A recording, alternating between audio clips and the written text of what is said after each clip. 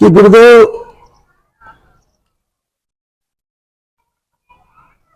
जो मेरी सहेली मेरे हित की बात करती है, मैं उसकी बात को तुरंत हाँ कर देती हूं,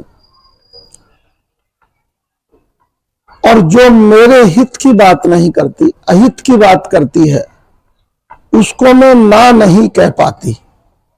फिर से सुने, उसने लिखा कि जो मेरी सहेली मेरे हित की बात करती है, मैं उसको तुरंत हाँ कह देती हूं, लेकिन जो मेरी अहित की बात कहती है, उसको भी मैं ना नहीं कह पाती, मना नहीं कर पाती। ऐसे में मेरा भविष्य क्या होगा? कृपया मुझे मार्गदर्शन दे। गुरुदेव ने कहा कि मार्गदर्शन बाद में, पहले मैं तुमसे प्रश्न कर रहा हूं, आप मुझे जवाब दीजिए।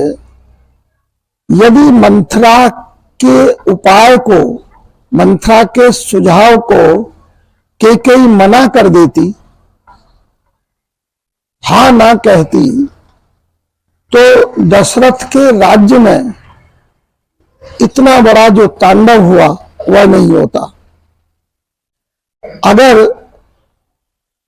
मंथरा ने अपना कोई सुझाव कैकेयी के सामने रखा और वह ये जानती थी कि यह गलत है, फिर भी वह उसे ना नहीं कह पाई, तो जानती हो कि भगवान राम को 14 वर्ष का वनवास हुआ, भरत ने राज्य स्वीकार नहीं किया, लक्ष्मण उनके साथ और सीता उनके साथ गई, और उसी के चलते दोबारा से सीता माता को वनवास हुआ, अर्थात वाल्मीकि के आश्रम में वह रही। सब कुछ उथल पुथल हो गया एक मना ना करने पर। दूसरा सवाल, अगर दुर्योधन के जुआ खेलने को धर्मराज युधिष्ठिर ना कह देते, मना कर देते, तो इतना बड़ा महाभारत नहीं होता। दुर्योधन ने महाराज धर्मराज युधिष्ठिर के सामने प्रस्ताव रखा कि आइए जुआ खेलते हैं।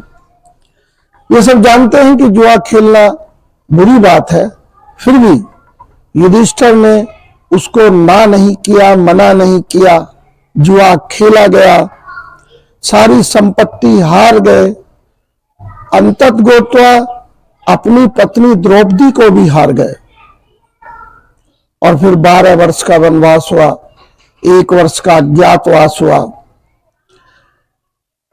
नतीजा क्या हुआ कि महाभारत हुआ, 18 अक्षौणी सेना मारी गई। अगर आपको लगता है ऐसा, तो फिर कोई उदाहरण देकर मुझे बताओ। उसने बताया कोई मेरी सहेली मुझसे कहती है मंदिर जाना है, तो मैं तुरंत उसके साथ मंदिर चल देती हूं। एक सहेली कहती है कि चलो फिल्म देखने चलना है, तो मैं उसको ना नहीं कह पाती और फिल्म देखने चली जाती हूं। गुरुदेव ने समझाया कि ये ना कहना सीखो। जो आपकी अहित की बातें हैं उसमें आप ना कहना सीखो।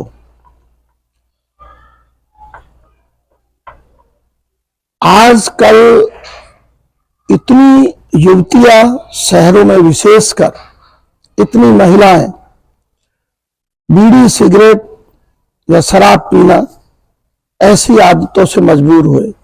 एक सहेली दूसरी सहेली से कहती है क्या फर्क पड़ता है, स्मोकिंग करिए, ड्रिंकिंग करिए, और दूसरी यदि ना नहीं कहती, यदि प्रथम दिन मना करे, तो वह उस चीज की शिकार ना हो, लेकिन मना कहना नहीं सीखा, इसीलिए गंदी आदतों में पहुंचते जाते हैं और इस प्रकार अपने जीवन को तबाह कर लेते हैं।